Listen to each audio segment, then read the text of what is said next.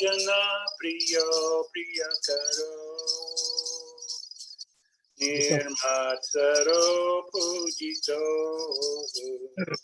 Shri Chaitanya Kipabaro Bhuvi Bhuvo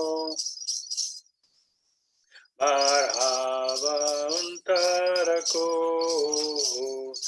Vande Rupa Sanatana Raghuyako Shri Jiva Gopalako Vande Rupa Sanatana Raghuyako Jiva Gopalako Nana Shastra Vicharunai Kanipuno Sadharma Samstapako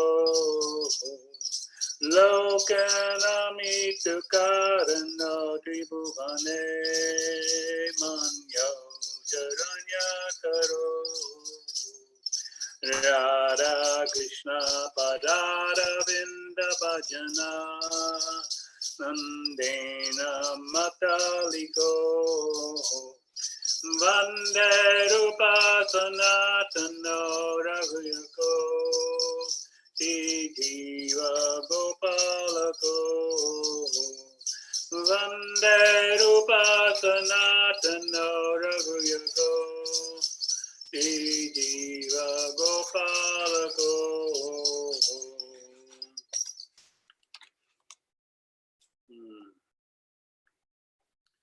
Welcome everyone to our Nectar of Devotion, readings and discussions.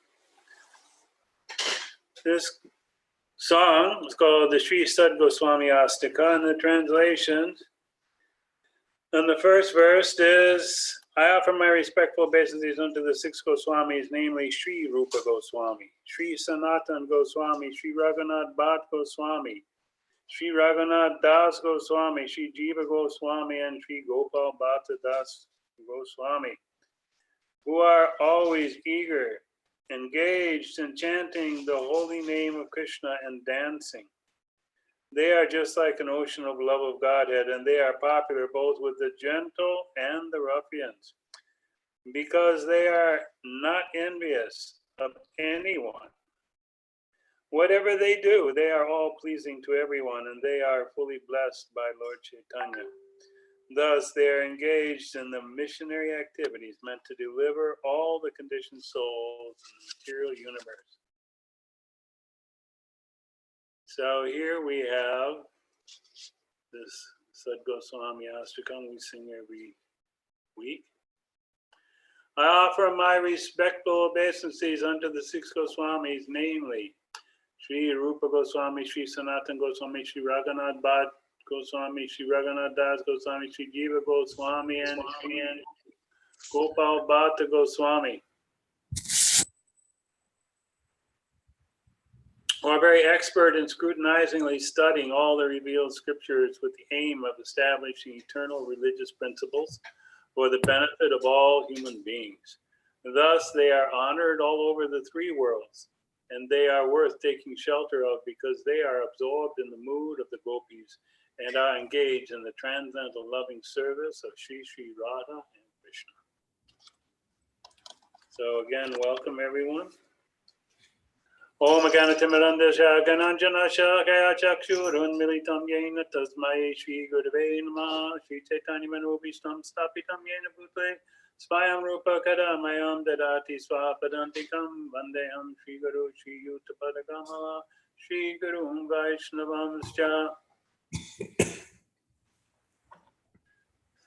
So the definitions given by Sri Rupa Goswami of pure devotional service from the Bhakti Rasamrita Sindhu. When first class devotional service develops, one must be devoid of all material desires. Knowledge obtained by monistic philosophy and fruitive action. The devotee must constantly serve Krishna favorably as Krishna desires. So thus we have this definition, and the additional definition Bhakti or devotional service means engaging all our senses in the service of the Lord, the Supreme Personality of Godhead, master of all the senses. When the spirit soul renders service unto the Supreme, there are two side effects. One is freed from all material designation, and one's senses are purified simply by being employed in the service of the Lord. Both are from Bhakti Rasamrita Sindhu.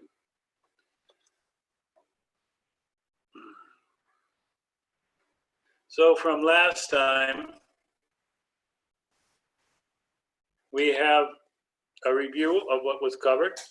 We covered 64 items of sadhana, devotional service, and the divisions in which they are categorized. We discussed the difference between principle and detail in carrying out these orders and instructions. We explained the difference between we explained the significance of the first 20 items of sadhana and demonstrated the avoidance of some of the seva aparads. Explained the importance of avoiding nam aparad. So in particular, 64 items of sadhana, there are 20, the first 20 that are considered primary, most important. The first 10 are pravriti, things that we must do, and the next 10 are nivriti, things we must avoid. In the second and the last 44 items, items 21 through 59 are items of sadhana, and the last 5 are the most potent items of sadhana bhakti, which we will cover next week. So, quickly reviewing here, group 1, first 4, top 3 are essential, accept a bona fide spiritual master. Number 2, become initiated by him and learn how to discharge devotional service to him. Number 3, obey the orders of a spiritual master with faith and devotion. And finally, 4, follow previous acharyas under the guidance of the spiritual master. The top 3 are most important to make progress in the rest of the items and in one's Krishna consciousness. Continue on, group 2, the items 5 through 9. Number 5, inquire from the spiritual master how to advance in Krishna consciousness. Spiritual master here means not only the initiating spiritual master, but one who gives shiksha, instruction. 6, be prepared to give anything or give up anything material for Krishna. To do anything or give up anything for Krishna. 7, to reside in a place of pilgrimage, which includes having a place of pilgrimage in our own homes. 8, to accept only what is necessary and deal with the material world only as necessary for our physical maintenance of the body.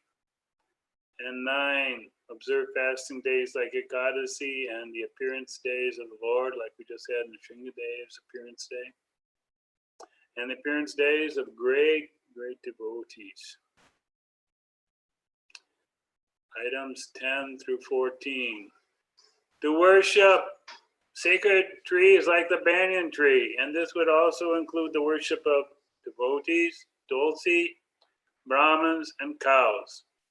11, to give up the association of non-devotees. This particular item identifies one as a devotee. If one is not giving up the association of non-devotees, then he cannot be taken as a serious devotee. 12, not to instruct one who is not desiring to accept bhakti. So if he's not interested in bhakti, we don't give him instructions on how to practice. And that may also include instruction, not giving instructions to one on the chanting of the holy name, not willing to accept bhakti. 13, do not be eager to construct costly temples for one's personal reputation,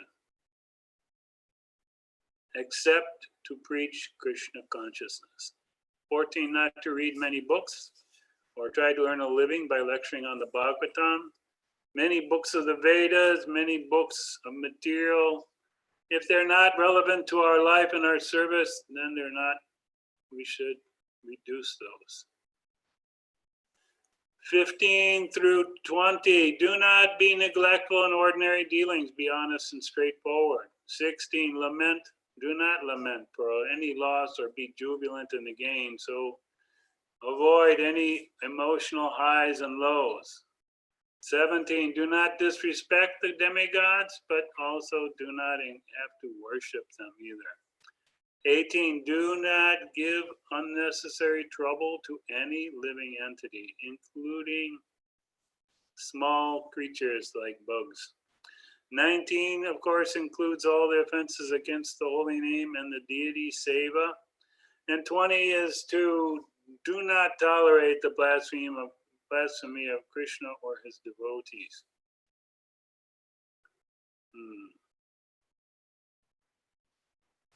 Mother Renuka, are you there?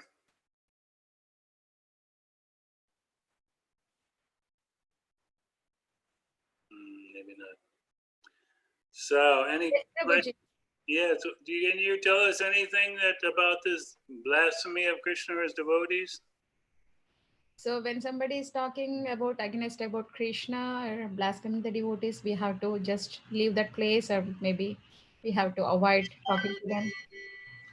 Are there any other choices? What to do? So we have to leave that place. Otherwise, maybe like we have to tell them that they are not ready. We are not ready to hear the blaspheming of the devotees. So we have to leave that place. Otherwise, we have to reduce the volume of the phone or something.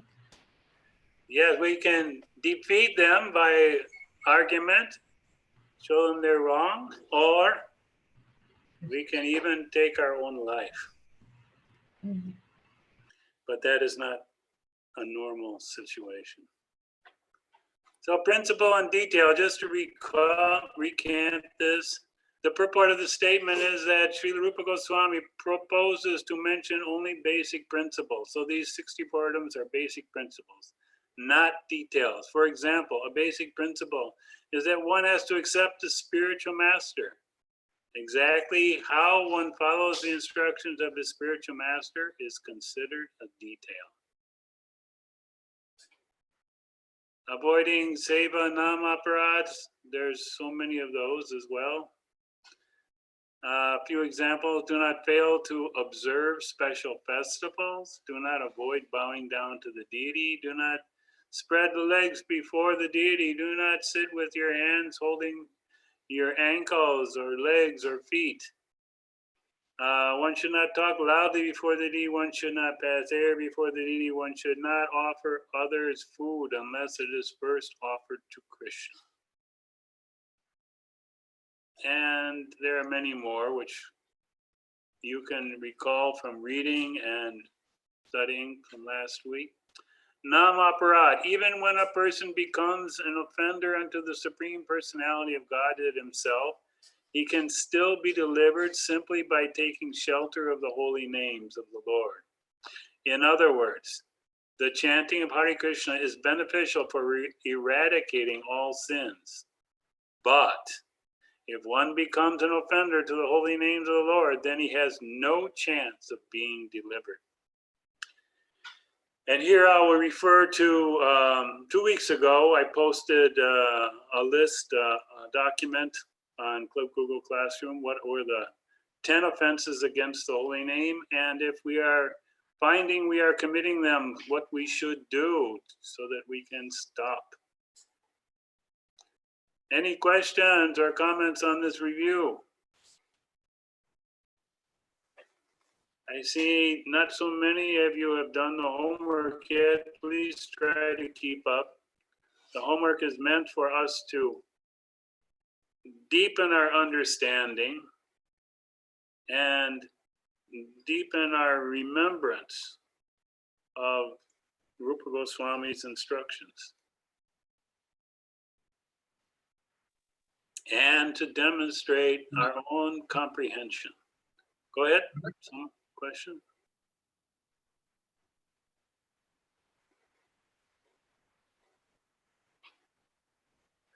So this week we're covering chapters 9 and 10, devotional principles.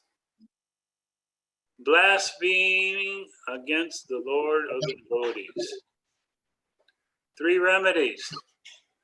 Defeat the by expert argument. So if the person's saying something, we can give expert argument why what they're saying is wrong or untrue. We can die as the example is given by Lord Shiva's wife. When she heard Lord Shiva blasphemed by her own father in the assembly of Brahmins and Vaishnavas, she set her body on fire. Not that we're recommending that, but it has been done. And the third and most obvious choice is to leave that place immediately, leave that conversation.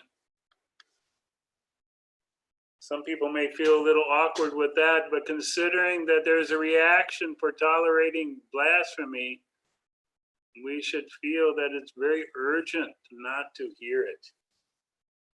We may simply start with saying, Prabhu, please don't speak like that. If they continue, then leave. Any questions, comments on this?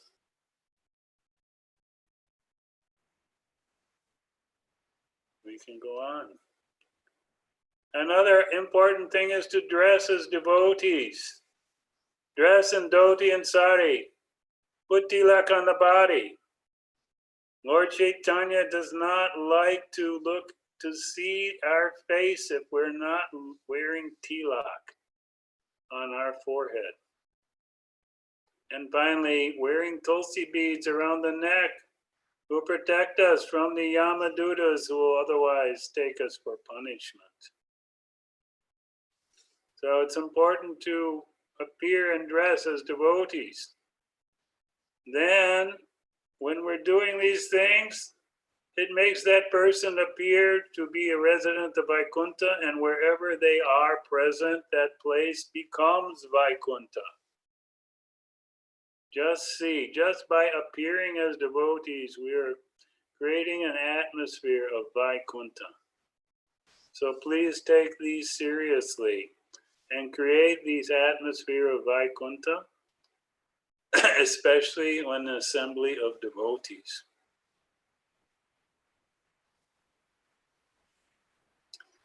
Then for the worksheet called Arcana, item number 30. There are many of these recommended activities that we would characterize as Arcana. Accepting flower garlands. Flower garlands have been offered to the deity. We wear them on our bodies. And they will protect us from all kinds of diseases. Dancing before the deity is very valuable and important. We should consider this very seriously, and I know many of you enjoy dancing. Bowing down in the honor of the deity. Yes, it's important that we bow down. Show our respect and our reverence for the Supreme Lord in this form as the deity. When the Lord is coming in front of us, on some palanquin or on the Rath Yatra cart, we stand up to receive the Lord, or stand up to receive his pure devotee. The example is there on the contrary of who? Anyone can think of an example of a person who didn't stand up. We're testing your remembrance of the Krishna Leelas, the Krishna book.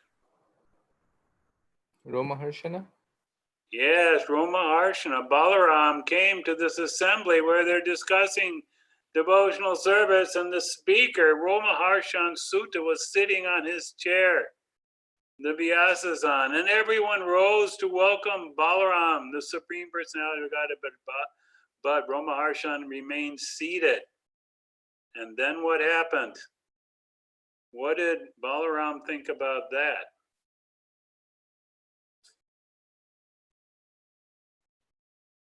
Anyone? Manjulali is speaking. He threw kusha grass on the chest of Ramaharshan and killed him. Yes, he touched him with a piece of kusha grass, an unlikely weapon, and Ramaharshan immediately died for his offense.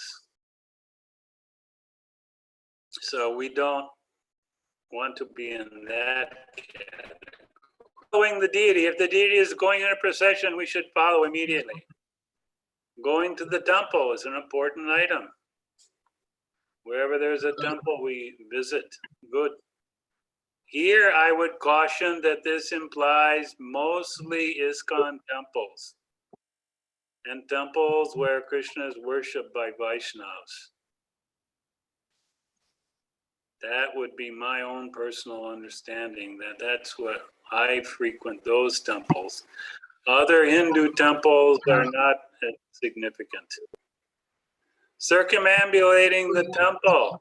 One should circumambulate the temple, keeping the deity on the right side 3 times. Rendering service to the Lord.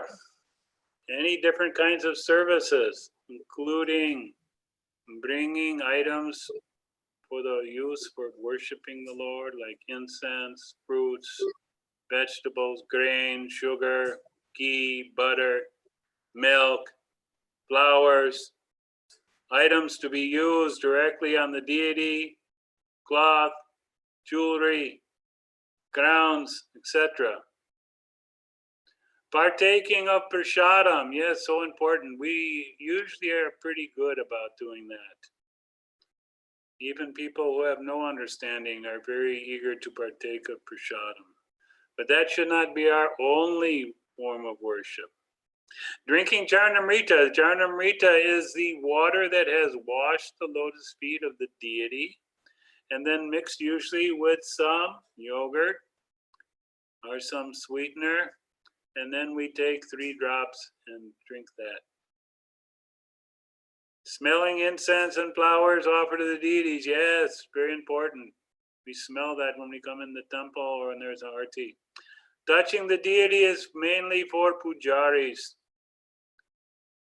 Those who are actually worshiping and Brahman initiated, they touch the feet of the deity. Seeing the deity, of course, we go to the temple and we go to the place where the deity is worshipped and we see the deity.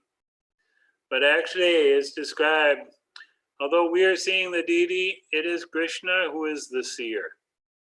Krishna is seeing us. So we want to be seen by Krishna. And another item is observing the arti. So we may be offering the arti or we may observe the arti. Both are acceptable. Any questions on these items?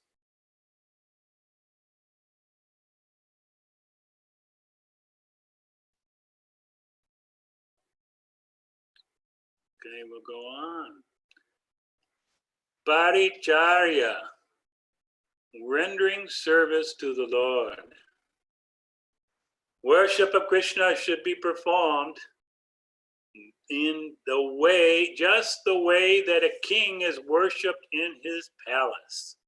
So in Vrindavan, there are many hundreds of temples wherein the deity is worshipped exactly like a king.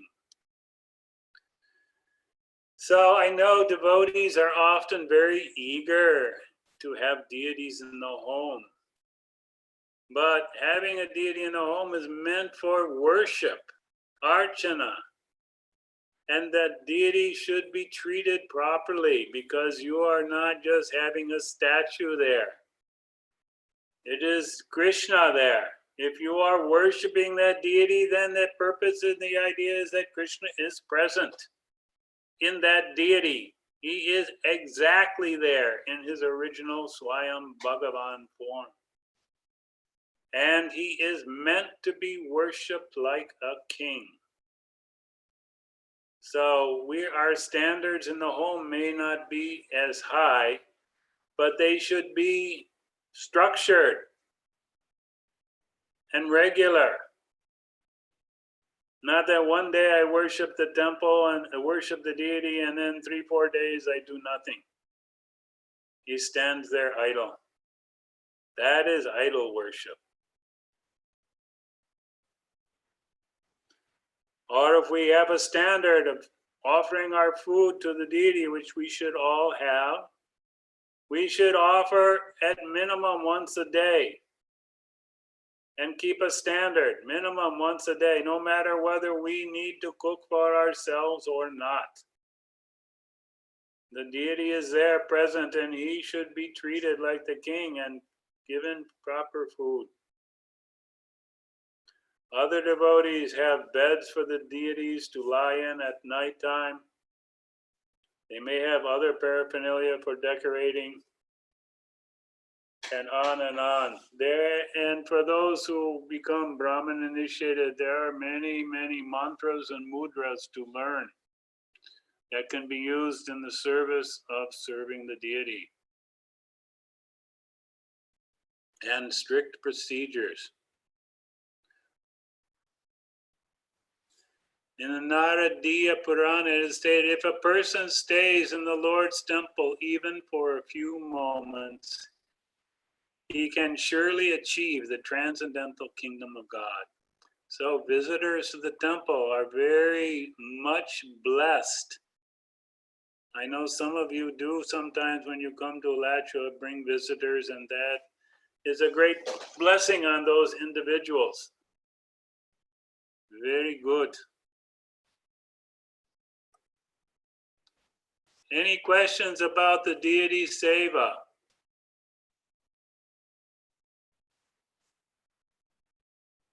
Additions or anything? Shubha Vilas, do you have any question or comment? No, Prabhuji, we are good.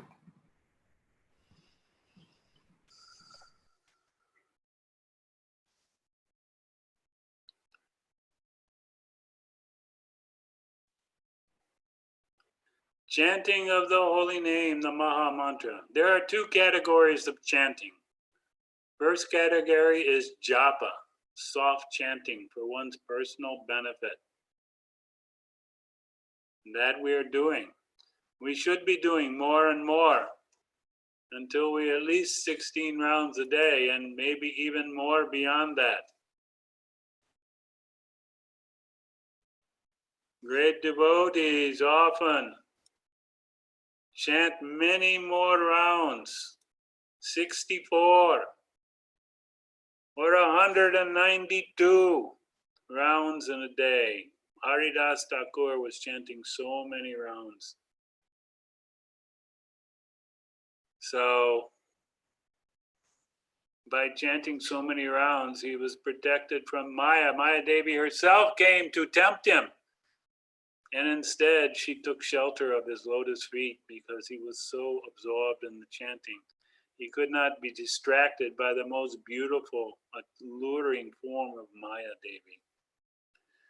And what is the other category of chanting? Anyone could tell me?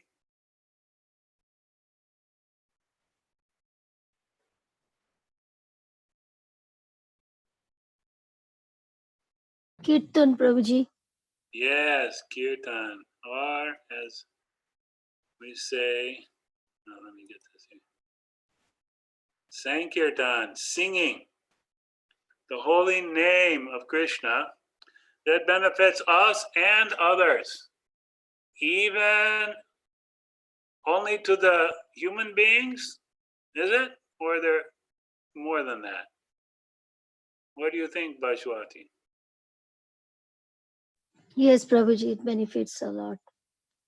Who does it benefit? Just human beings? All the living entities, even the trees, plants, Okay, everyone. very good. And there are three types of kirtan: Nam kirtan, Leela kirtan, and Guna kirtan. The name, the Leela, and the qualities.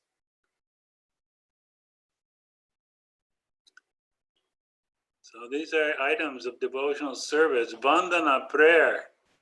Two categories of prayer. Can anyone tell me what one category of prayer might be?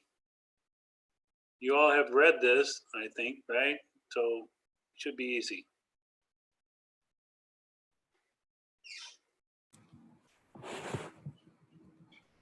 Lalsamai, calling out of spiritual hankering. That's a further qualification. These are two general categories. Oh. Material and spiritual? Nope. I'll give you a hint with one of them. Feelingly pray in our own words, our feelings of humble submission, of which Lalasamai is a very high form. We're very advanced devotees where they're hankering for some particular service or relationship with the Lord. When one is above the position of Bhava Bhakti, he may pray like that. But to express our own heart to the Lord, very important, with feeling. And Stavapat, to recite notable prayers from the Shastras and the previous Acharyas. So we have so many prayers. Some of you got a copy of a book I was distributing by Shiva Ram Swami, a list of his prayers, his favorite prayers from the Shastra. And I can send to anyone who wishes to message me a copy of that book in a PDF form.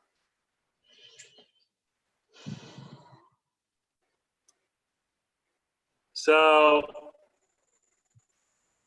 this basic one, vigyapti, submission, to feelingly offer prayers, to humbly submit oneself. What are we humbly submitting? That I am very fallen, I am very insignificant, I am very lowly and sinful, but please hear my prayer. And finally, lalasamai, desiring perfectional stage. Very great devotees, they may pray, desiring a perfect stage like Bhaktivinoda Thakur, praying to be a maidservant of the Srimati Radharani. Very high stage. And then we have this term, laulyam and lalasamai. So Prabhupada specifically says one should learn how to cry for the Lord. I know when I was growing up, there was a mood that boys don't cry. You know, it's very unbecoming. But here we should learn how to cry for the Lord. One should learn this small technique and he should be very eager and actually cry to be engaged in some particular type of service. This is called laulyam, and such tears are the price for the highest perfection.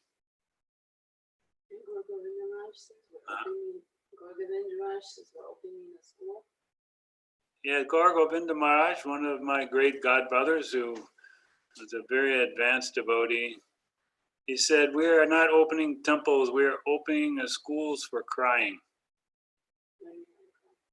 Learn how to cry for Krishna. If one develops this laulyam or excessive eagerness for meeting and serving the Lord in a particular way, that is the price to enter in the kingdom of God. So, any questions on all this?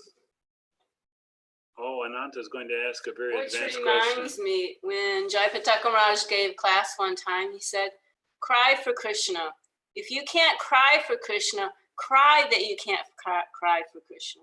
And if you can't do that, then cry that you can't cry that you can't cry for Krishna. In other words, we should lament that we don't have that eagerness. We should be very unhappy that we don't have this level of eagerness for serving the Lord.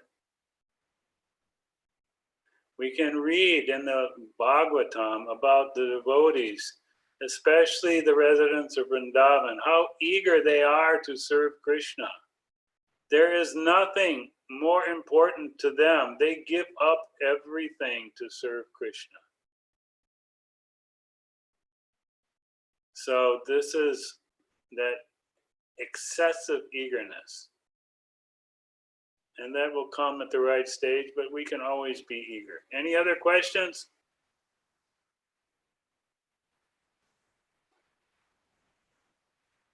Expecting the Lord's mercy. Tate nukampam suchamikshamano bunjanayevatma kritam vipakam ridvagvapurbir vidadan namaste jivete yo mukti pade sadaya bak.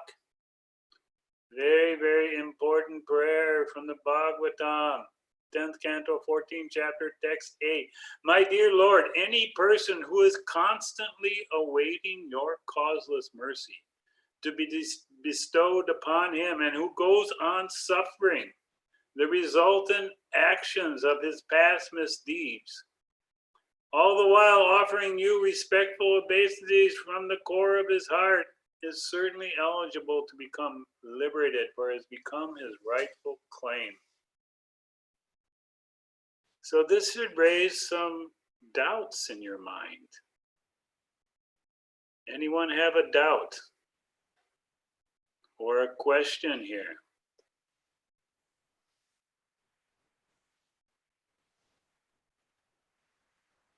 I hope you're all with me on this. Such silences.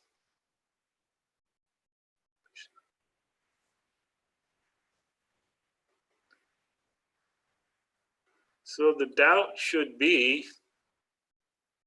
devotees, the first symptom of devotional service is what? Kleshagni. His suffering goes away. So why is he tolerating suffering? What is this? If the suffering has gone away, what is there to tolerate?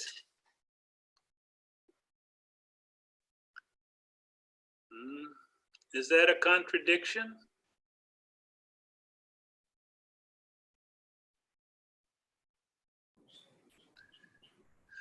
Because Krishna gives the devotee some remnants of his karma while he is in this material body, just to further increase his determination and hankering to go back to Godhead.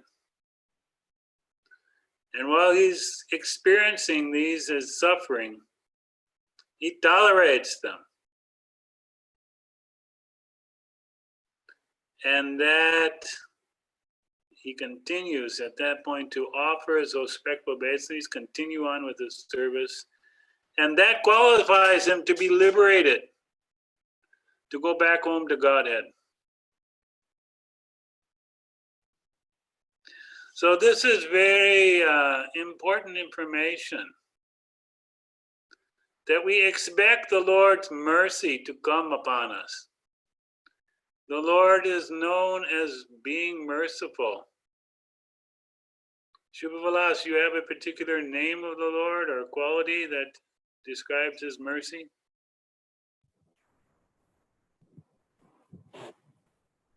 Doyal Nitai Chaitanya. Yes. Patita Pavana, Gaur Hari, Savior of the most fallen. Karuna Sindhu is full of compassion. And there's Ocean one of even that involves the names of Jagai and Madai. I forget exactly what it is. But one who saved Jagai and Madai, who were very, very sinful persons. This one, Adosh Darshi. Yes, so many names. Very nice. So because this is the quality of the Lord, he is merciful. And who else is the important person who is a personification of his mercy? Plays a very important role in the life of the devotee.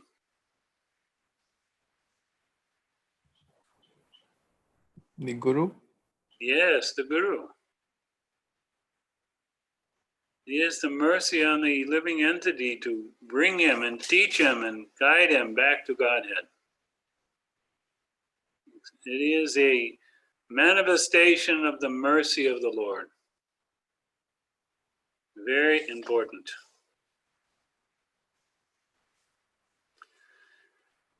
This statement from Srimad Bhagavatam should be a guide for all devotees. A devotee should not expect immediate relief from the reactions of his past misdeeds.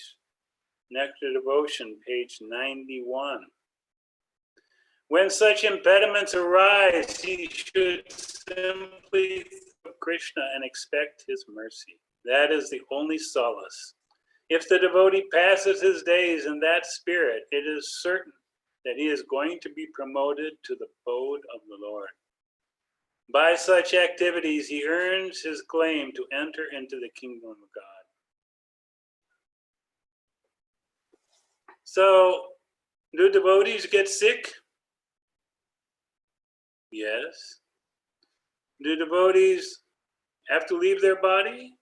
Yes. But they see them and deal with them as the mercy of the Lord. And become dependent and pray to the Lord for his mercy.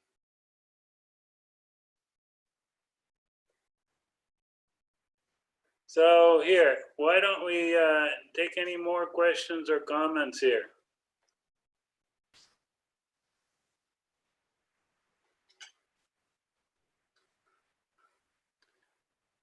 Kumar, are you expecting the mercy of the Lord?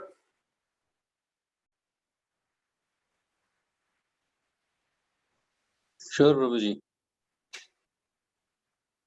Okay. It may not always be in a way that we expect or that we want. You know, I told you in a previous class that one sign that a person gets Krishna's special mercy is what? What is the sign he's got the Krishna's special mercy?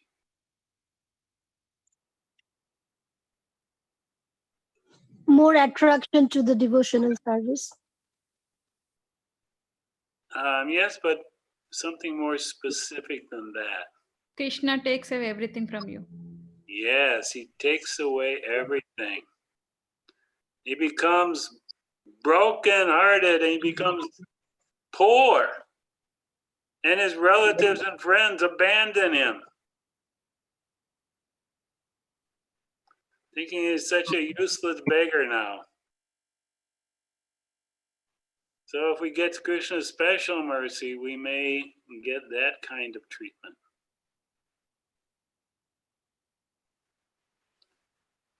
And of course, the devotee is eager to give Krishna's mercy to others. So he gives them prasadam, they give them the holy name, they give Krishna's books, they give them opportunities to engage in devotional service. So any other questions, comments here?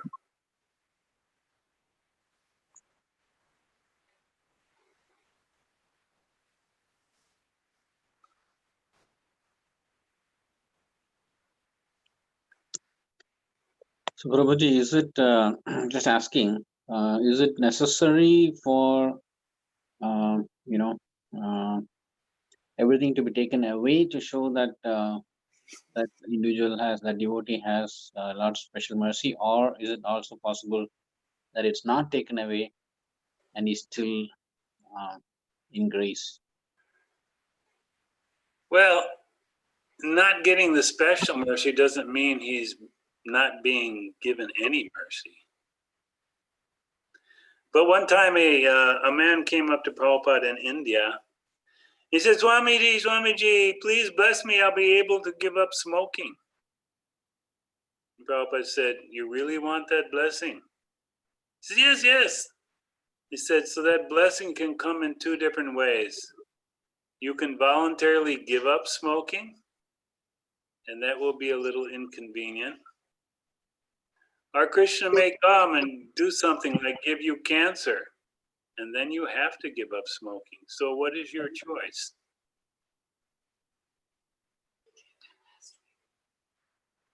So,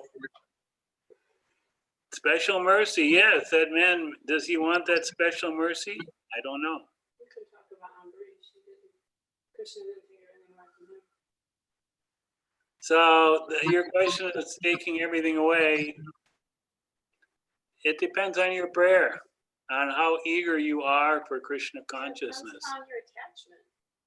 how attached you are to becoming Krishna conscious. Look at Sudam. Krishna gave him wealth because he was. But each person is an individual. What is their attachment? What is their need? Krishna knows better than we do. Yes, Prabhuji, like Sanatana Goswami and Rupa Goswami, they voluntarily gave up their positions. And all their money. Exactly. So And they their are, family. yeah, they were such a high level that they could recognize and do that. Oh, you thought they were at a high level and then they gave up everything? Because that level of detachment voluntarily is kind of difficult, I guess.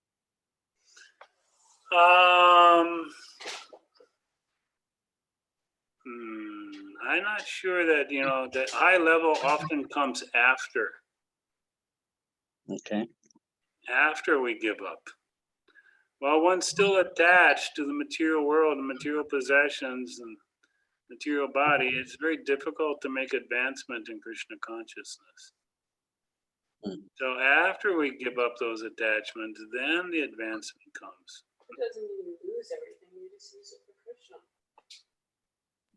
Hare Krishna, Prabhuji. Yeah, I agree with you, but there are few devotees who are, as Kumar Prabhu said, right? Even though they are highly elevated, like materially also, they give up, like Alfred, Ford Prabhuji. Even though he was very wealthy, but he gave up most of his wealth for the sake of Krishna consciousness. Who was that? Amresh Prabhuji, Alfred Ford Prabhuji. Oh, yes. That Prabhupada had given him a personal instruction to see that the Mayapur Temple of Vedic Planetarium was built. So he said he was always encouraging and waiting for other leaders to do it. And finally, he decided that he himself has to take a lead role in this. And then he also understood that if he's not willing to be a major donor for that project, then how can he ask others to donate? So he has given so much. He's already given millions and millions, and still, last week he said, I will match the first $150,000 given towards the temple this week. So I'm sure some of you made some donation last week to encourage him, but that is his spirit. He doesn't say, oh, I give everything, now it's your turn. No, he said, here, you give also, and I will give also.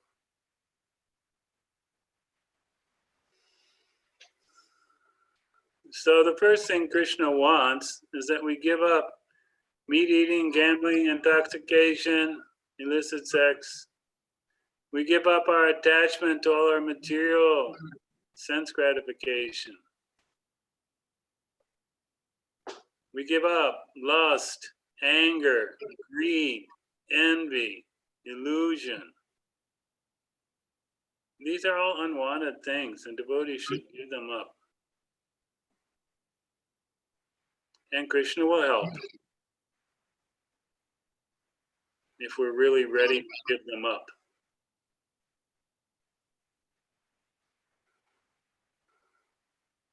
More question, comment? So Prabhuji, what happens if a person gives up everything and he's not in a elevated situation? He just does it because of emotionalism or something. Sounds a little bit like the question Arjuna asked later on in the Bhagavad Gita. What if one surrenders and takes up this path, but he's not successful in completing this purification and and completing his devotional service. Does he not lose everything material and also everything spiritual? So he asked Krishna that question. Do you know what his answer is? So there's no loss, basically. There's no loss or diminution in this regard. Whatever devotional activity we do is a permanent asset. And I cannot tell you how many times I've seen that people do some devotional service, and because they can't control their mind, they can't control their senses or their attachments, they go away. And later on, years later, sometimes they come back and say, I could never stop thinking of Krishna. I was only interested, only thinking, even though I went away, I was only thinking of Krishna day and night.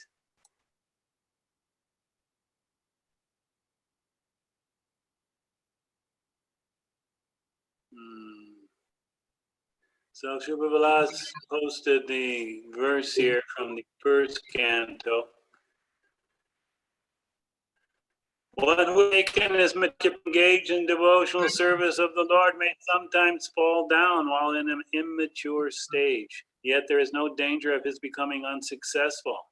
On the other hand, a non-devotee, though fully engaged in occupational duties, does not gain anything. So devotee may not be completely successful, but he doesn't lose. And one who is not a devotee, even though they gain so much in this life, they don't really keep anything. It's all taken away at the time of death.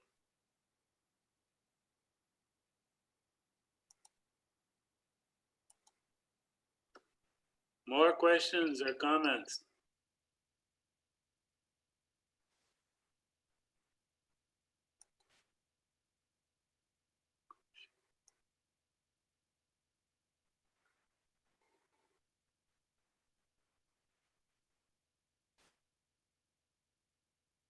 Welcome, Umesh.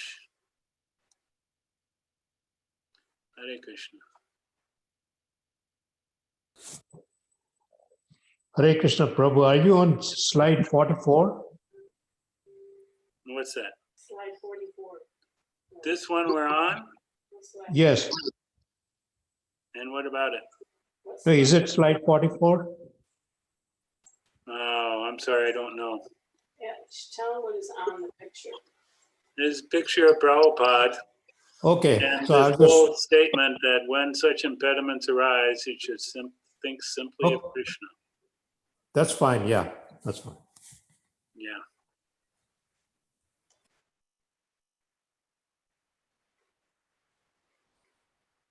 The devotee is very eager to please Krishna and to serve Krishna, and he wants to remove all the impediments. And sometimes it's difficult by ourselves. We may have some particular bad habit or some particular attachment or weakness or whatever it may be, and we can't go further with that. And he prays and prays to Krishna, please help me. So another principle. Dhyanam. South Indian Brahmin. If you read this story in the Nectar Devotion, pages 93 and 94. The picture of the Brahmin is there on the right side of the screen. So can anyone say what was that Brahmin doing? What happened? Because I'm not giving the story here, so somebody who's read it can tell us. Yeah, so basically, he feels the heat of, the prasadam, that he gives an imagination to. Well, you have to give the beginning part. If you just give the ending, it's not going to help. What did he do? How did he get going in this whole activity?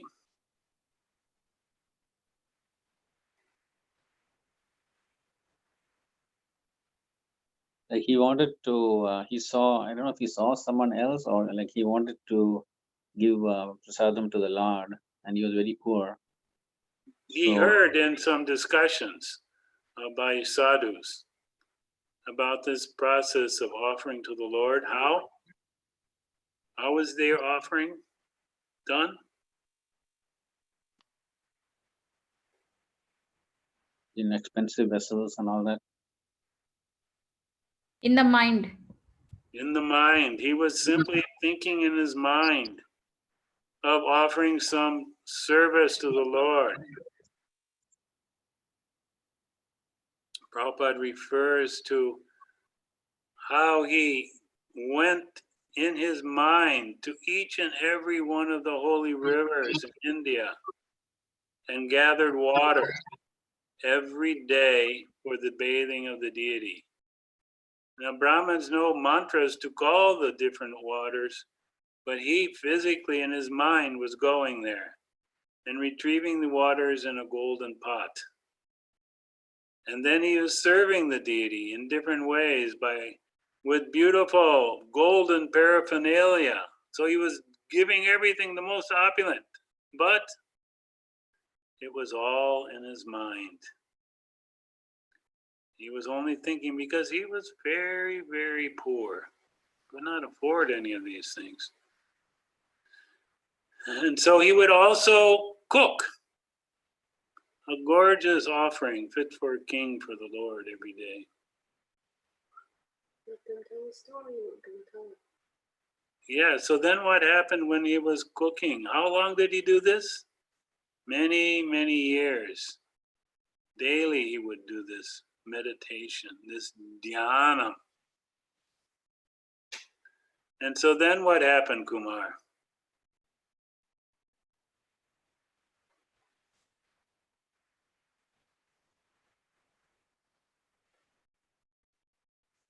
Kumar?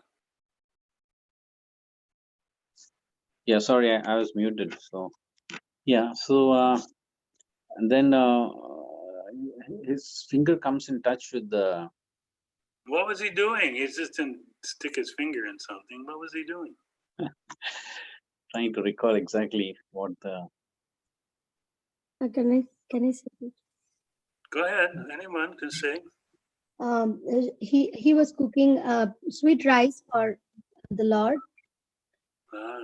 and then it was very hot.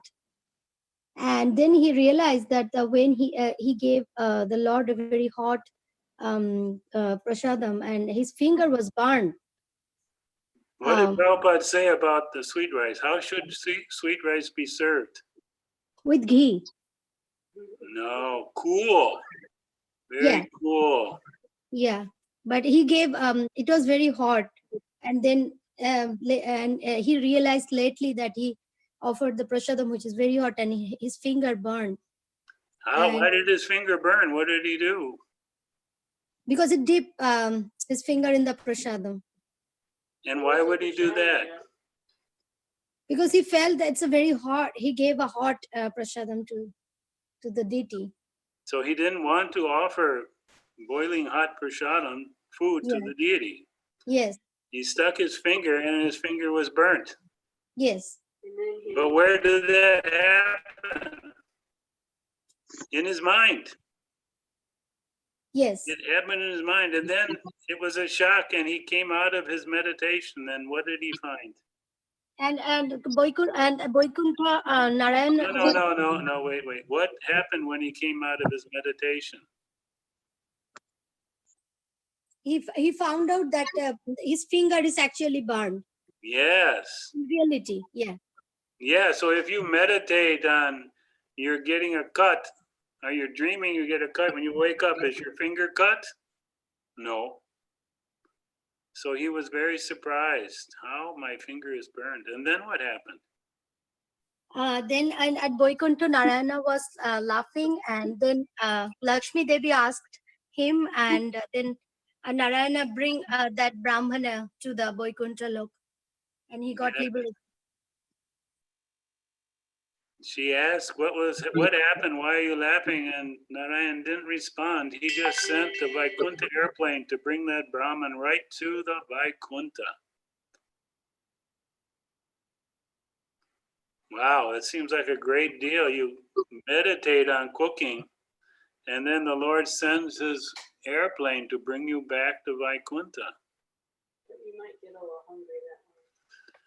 So what principle can we draw from this whole example?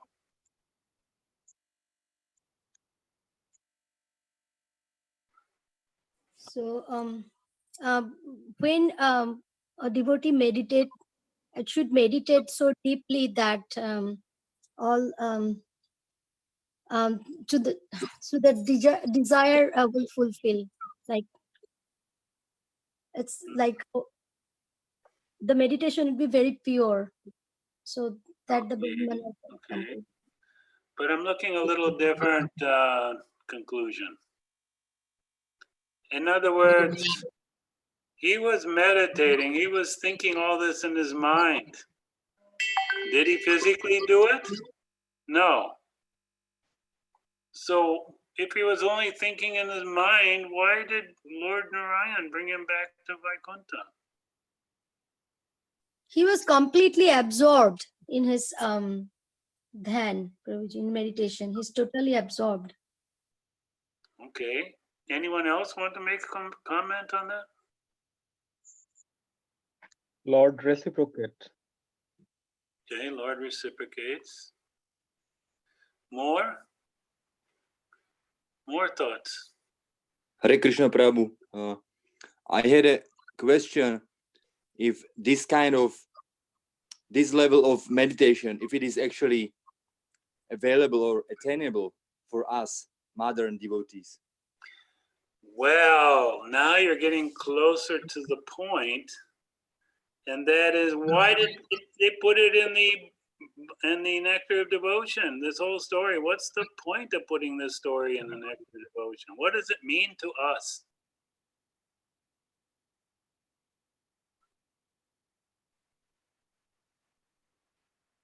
If you offer anything with love and devotion, even though you are not physically doing, even though you are thinking about in your mind, so God will accept it. You don't need it to be like wealthy or poor, doesn't matter. He needs pure love and devotion for God. Yes, that is pretty much what it is, that we can serve Krishna in our mind and Krishna the same as if we had done it with our body. This is the principle of devotional service. That even service done in the mind is acceptable and important to Krishna as physical service. Even if we're not very wealthy, even if we're not very capable of doing these services. Mohan had his question. Can you answer it directly? What is it? Are you pure enough to do that kind of meditation? Are we pure enough to do that kind of meditation? Is that your question, Manmohan? Well, I know we are not that pure, but my question was if it is actually attainable or available for us to get to that kind of purity at this time. Well, let us say my faith is that Rupa Goswami wouldn't put it in the Nectar of Devotion and guides for us to learn how to practice pure devotion if he didn't think we could do it. Whatever our level is. But remember that the South Indian Brahmin, this didn't happen the first time he did it in his mind, or the second time, or the third time, or the first year, or the second year. It happened after a long time. But still, all that was considered service. So the first time we sit down and think about cooking sweet rice in our mind and we decide our finger was burnt, that's not going to send the flower airplane from Vaikuntha, most probably. But we can continue to do that every day for the rest of our life and then see if the flower airplane comes. But still the service is accepted. It's all accepted by the Lord. That is the point. Krishna accepts service done in the mind. So, how are you going to apply this in our practice of Krishna consciousness? While chanting, thinking about Krishna in your mind, not only with the lips. Okay. Ananta has something? When devotee, are we in the camera here or no? This camera's right looking at me. Okay, I'll stand over here. Oh my God. Oh, I don't see in the picture anymore. Because I'm not. So one time some devotees were arrested for book distribution and they were all put in jail. And it was the next day was Janmashtami and they couldn't get out. So they, within their mind, they cooked a whole feast. They also did the actions in the mind, in their physical body, which made the other prisoners bewildered what was going on, but they cooked a whole feast for Krishna in their mind. And of course, Krishna accepted And they even distributed it. Did they do that? This mental feast was distributed to each other, and they were sat down and then they would eat it in their mind. Only they were using their hands. And then what happened? The policeman became so bewildered, he said, "These guys are crazy, let them go." But they were determined not to miss the Sunday feast and Janmashtami, so they worshiped, they did it in their mind. So sometimes we may be in a situation where we cannot go to the temple, we cannot go to a particular festival, we may have to stay home because of the COVID virus, and it doesn't mean that we cannot do anything that we're used to doing. We can still do them in our mind, or we can do them on the internet. Haribo! And if we can do them, guess who else can do them? All the people who we've given books or have come to visit us at any time, they can also do them. And we can help them do them.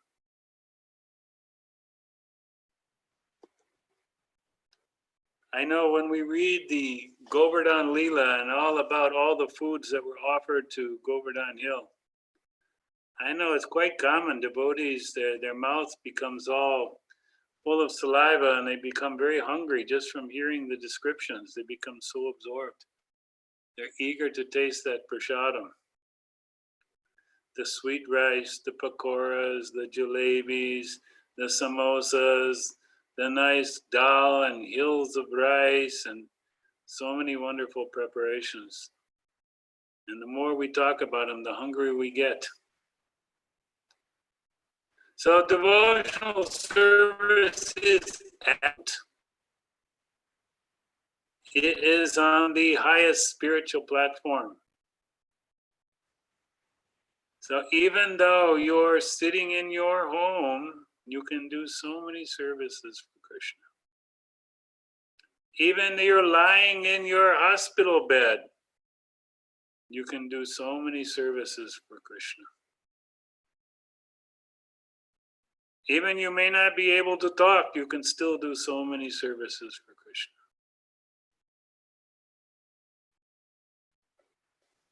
It's a very, very important point to remember and to be applied whenever we can.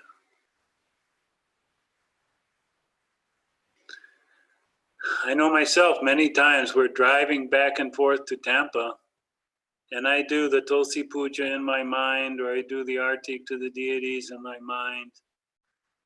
Sometimes we even cook for the deities in our mind, because all we can do is sit there in a car and drive up and down I-75. Totally a boring experience. So why not use the time for serving Krishna? What do you think of that?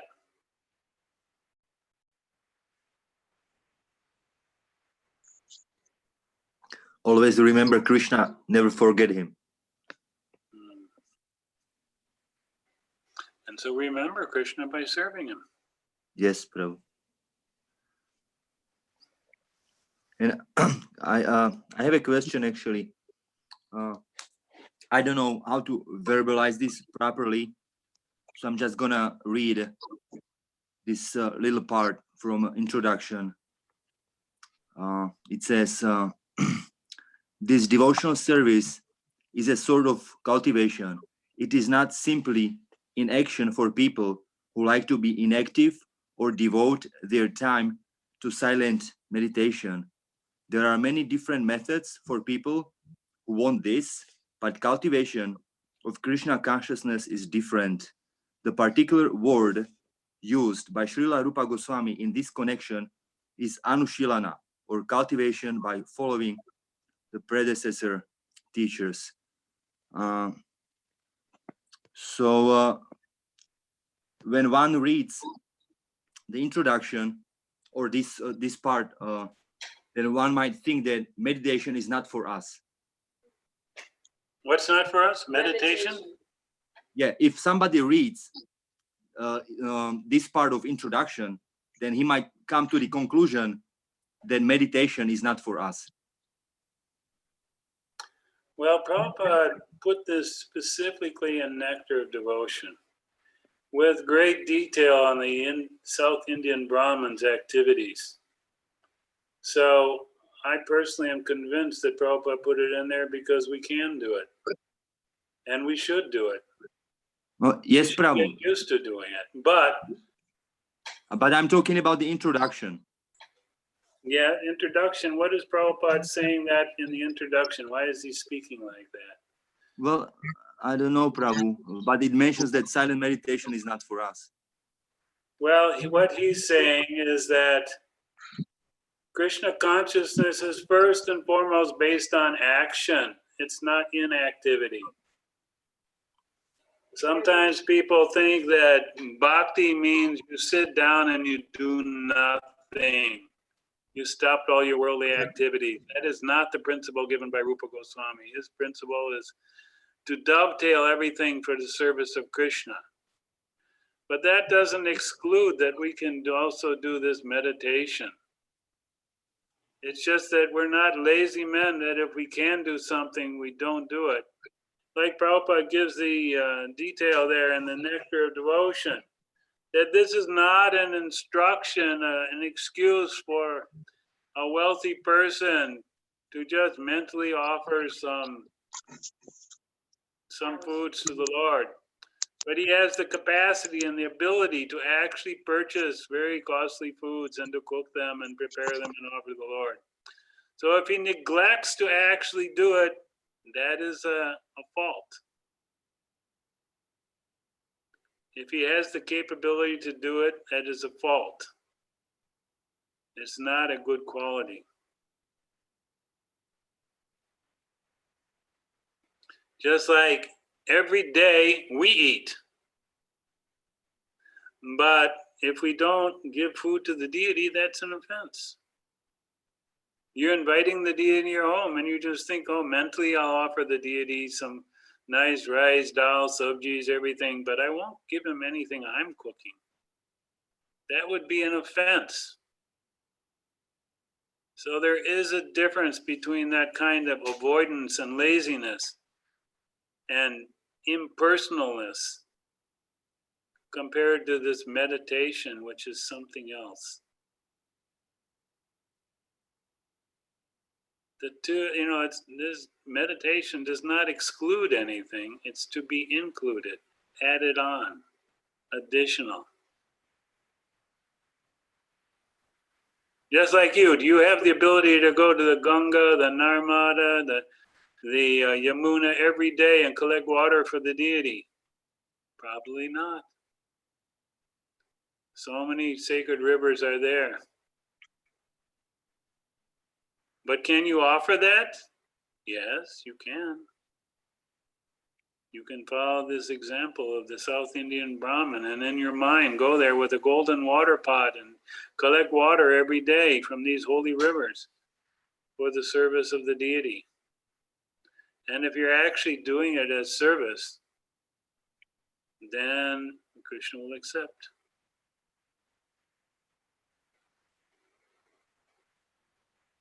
You will accept it just as significant as if you actually gone there. Does that answer your question? Yes, Prabhu. Thank you. More question?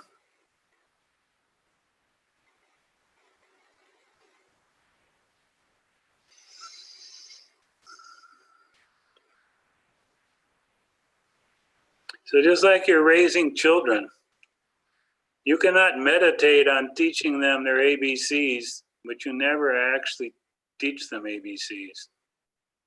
You have to actually physically go through and show them how to write ABC, how to recite the alphabet, etc.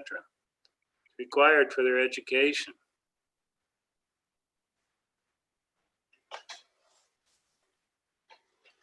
So let's see if there's something we can go on further here. The story of the Brahman who worshipped the Lord within his mind is related in the Bhakti Rasamrita Sindhu, or the Nectar book, should be consulted in this connection. If paraphernalia is not physically present, one can think of the items and offer them to the deity by chanting the mantra. Such are the liberal and potent facilities in the process of devotional service. From the Bhagavatam, 4th Canto, 8th chapter, text 58. So I hope that gives final clarification and opportunities to do this.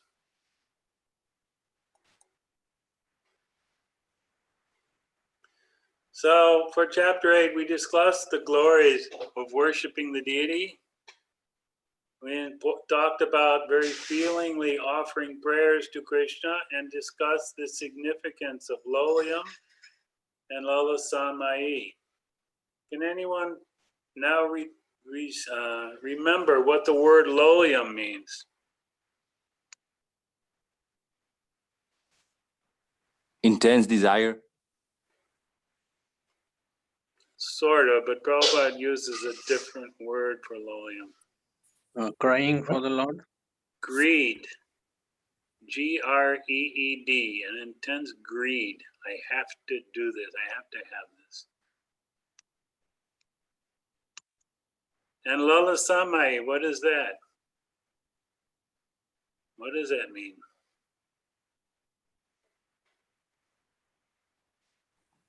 Crying?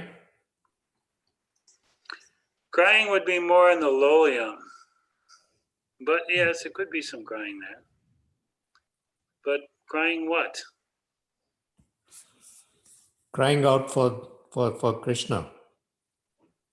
Be more specific.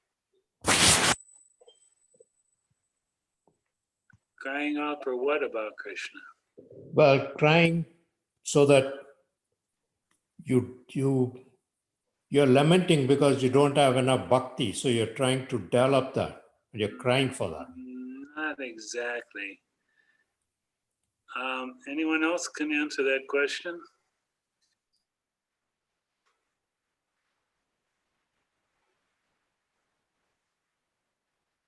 It's a desire to see Krishna, eagerness to. See Krishna? No, not specifically to see Krishna.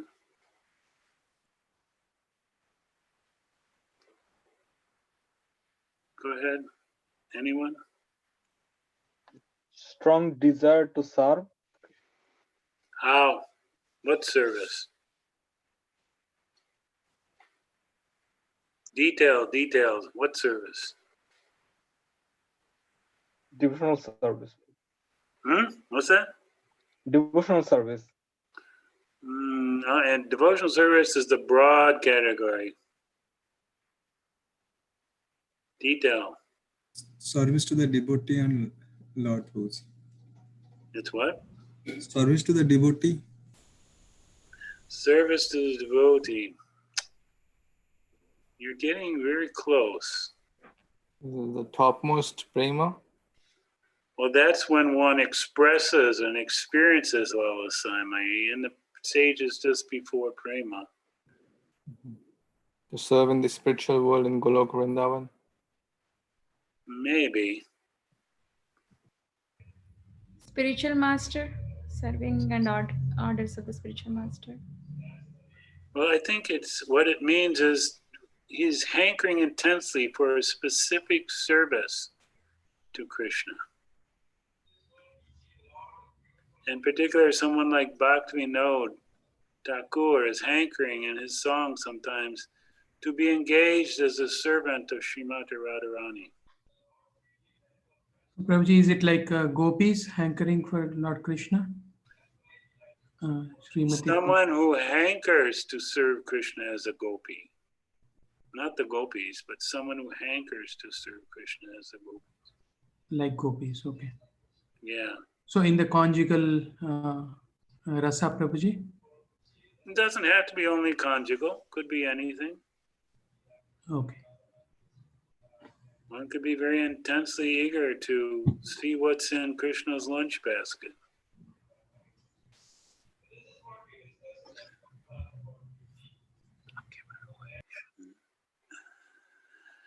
So we describe the appropriate attitudes towards suffering in one's life with reference to nectar devotion. What is that attitude?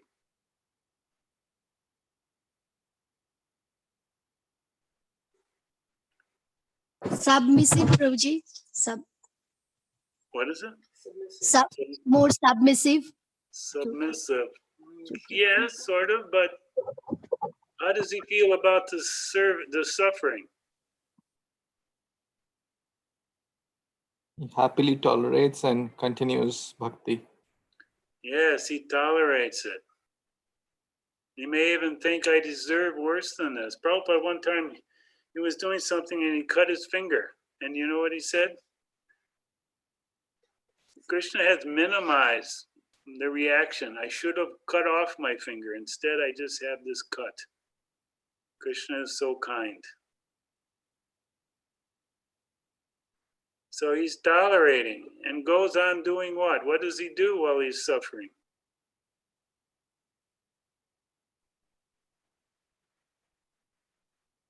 Continue in devotion service. Yes, he continues serving Krishna without any interruption. And what happens when he does all this? What's the result? Krishna will take care of. He will go back to Golaka Vrindavan, spiritual abode. Well, it's something about inheritance. What does he inherit? Prema, Krishna Prema. Well, almost.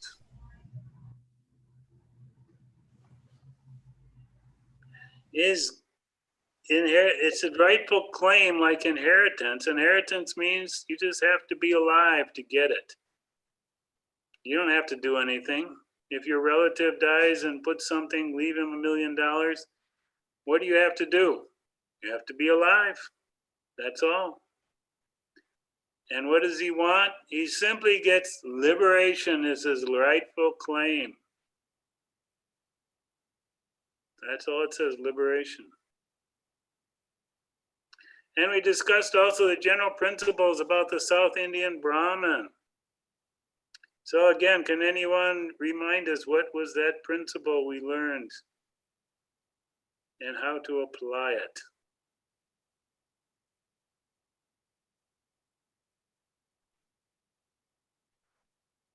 Come on, you're all with me on this.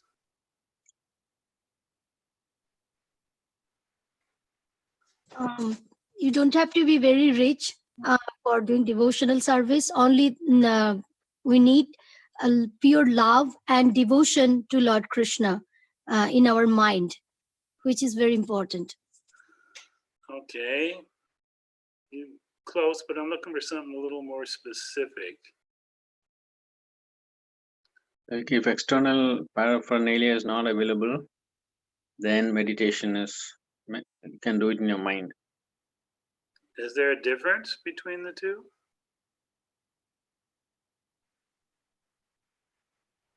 If you do it feelingly and you don't have the wherewithal to actually do it physically, then maybe accepted. It will be accepted.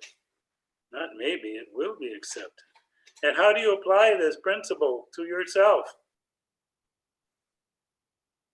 Meditating upon Lord Krishna, thinking about him, doing his service, continuous meditation.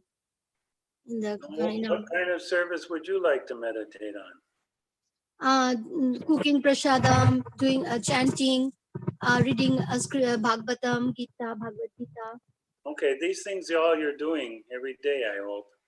What would you meditate on doing? Thinking in your mind. But doing with the love and devotion is more important, Prabhuji. So even though, you know, sometimes you might not have what is needed to do the service, but if you have that love and devotion towards Lord Krishna, he will make it happen. Okay, well, happen, you will accept it. Yeah, of course. Yeah. Happen usually implies that it's physically manifest. It may or it may not physically manifest, but he will accept it as the same. So then you can do services to Krishna anywhere, anytime. Right? Yes, yeah.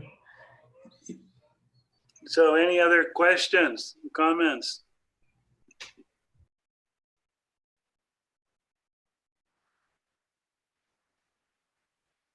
So now you're all getting so many secrets of advanced service to the Lord. You should be becoming very expert. If one gives oral reception to the sound vibration by the great devotees and acharyas, that alone will give him relief from all material contamination.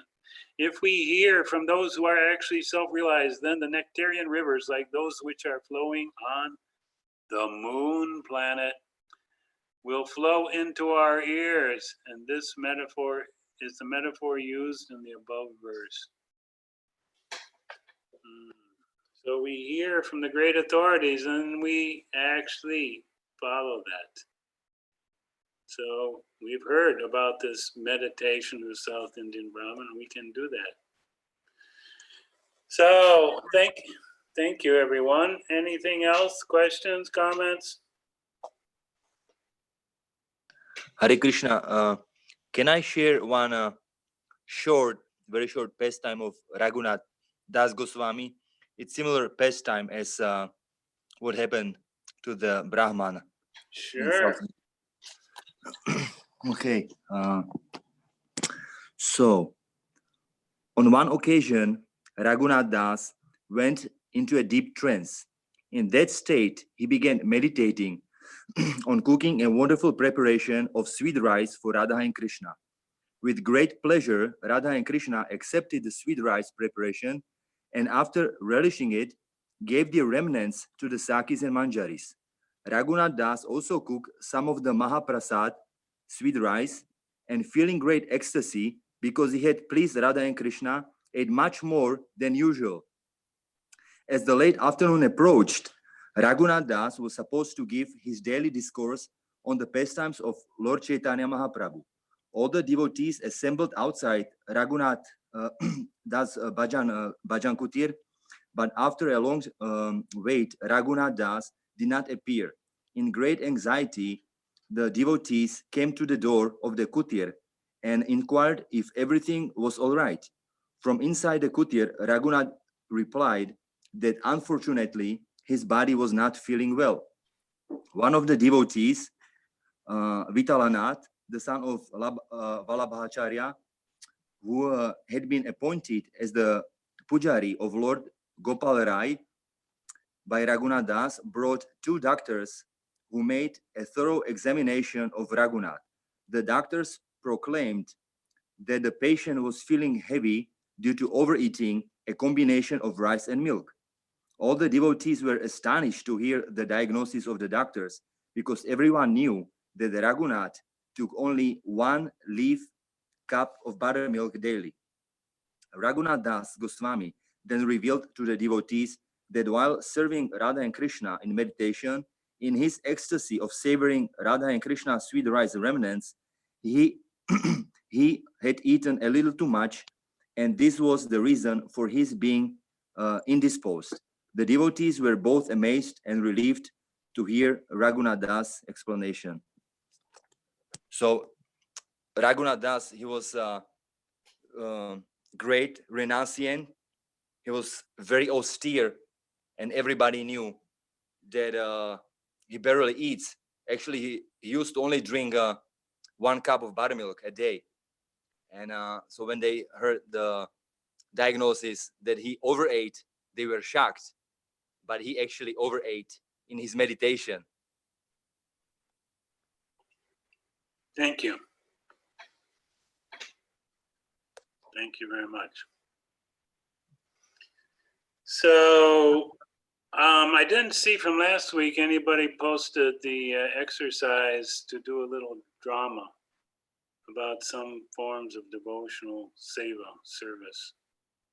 Please, I'd like to see some of you try that. It'd be very nice.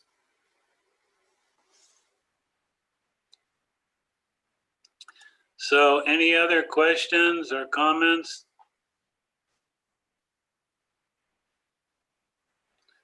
Please continue on. I think we have only like 3 more lessons, and we'll be going rather quickly to complete 19 chapters. So every week we do 2 or 3 or 4 chapters. It's good to read them before you come to the class if you can, because you'll get a lot more out of the class and we can then have a much better discussion. Please review what we've given today and try to complete the homework in a timely manner. If you're Umesh, if you want to get in the Google Classroom, you can hear previous lectures on the earlier parts of Nectar of Devotion. They have all been recorded, each lesson. And I think we're in the process of putting videos of them. I think the first 2 are also available. We'll have to, I think they're going to be on the YouTube channel for ISKCON Tampa. Any other points? Thank you very much, everyone, for attending. All glories to Srila Prabhupada, all glories to Srila Rupa Goswami, all glories to the devotees of the Lord.